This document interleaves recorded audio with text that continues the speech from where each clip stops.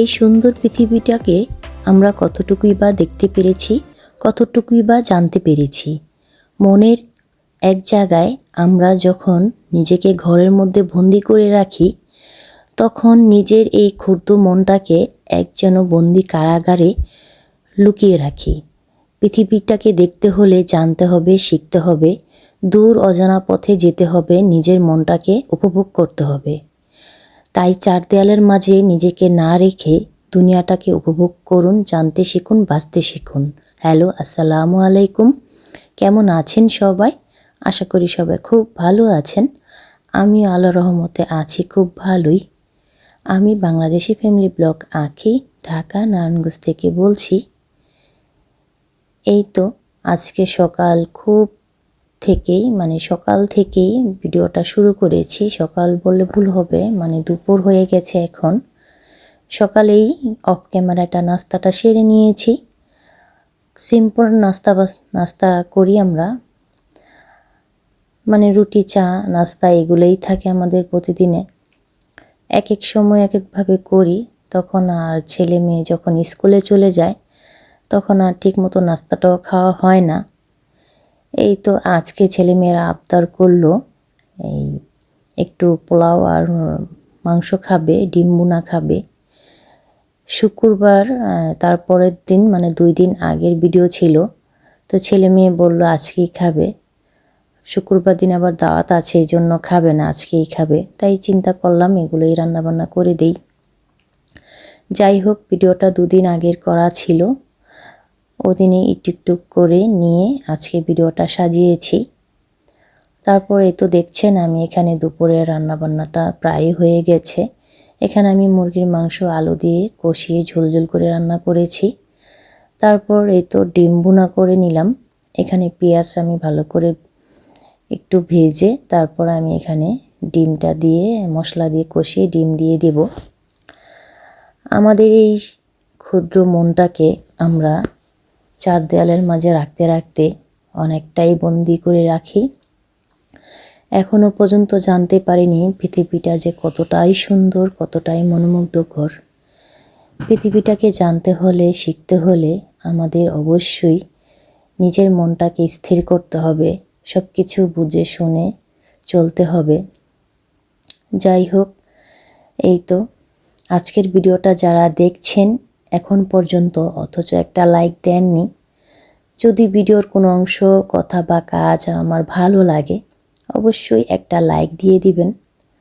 আর যারা একটা লাইক এখন পর্যন্ত দিয়ে দিয়েছেন তাদেরকে তো অসংখ্য অসংখ্য ধন্যবাদ ও দোয়া, ভালোবাসা। এই তো এখানে রান্নাবান্না প্রায় হয়ে গেছে। আমি মশলাটা কষিয়ে ডিমটা দিয়ে দিয়েছি।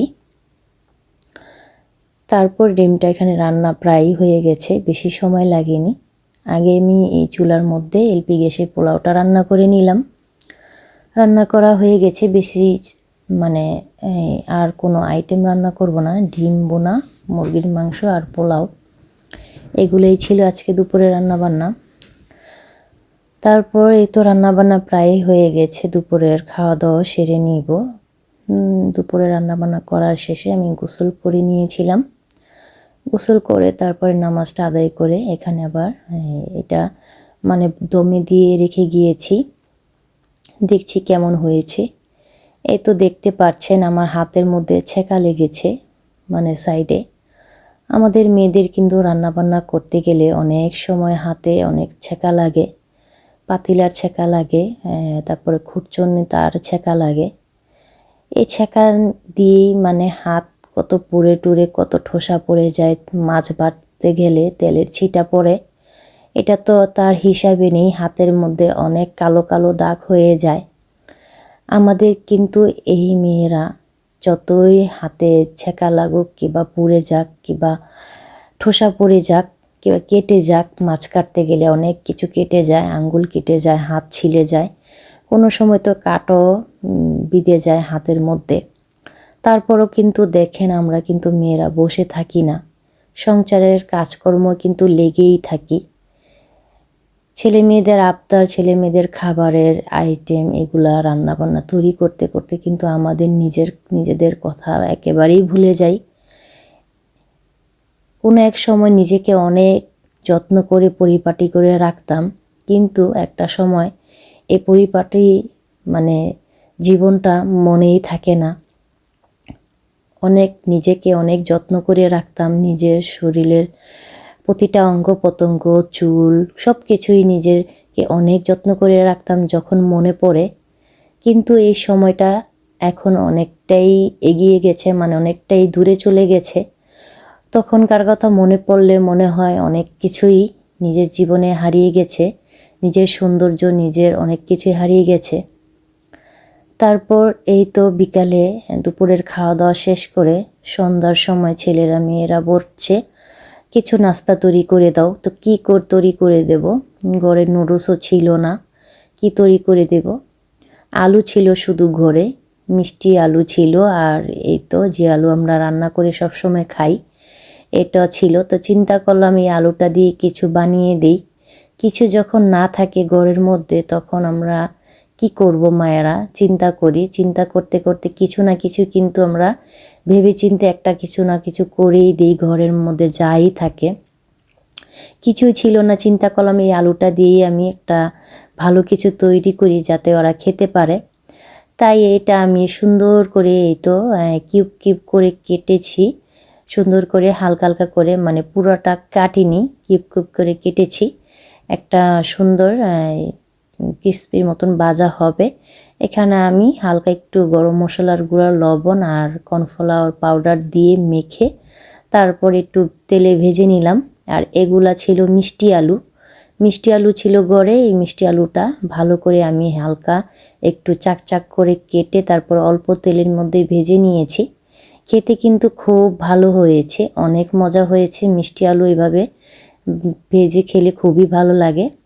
আগের দিনে নানি দাদিরা কিন্তু মাটির চুলায় মিষ্টি আলু পুড়ে দিত।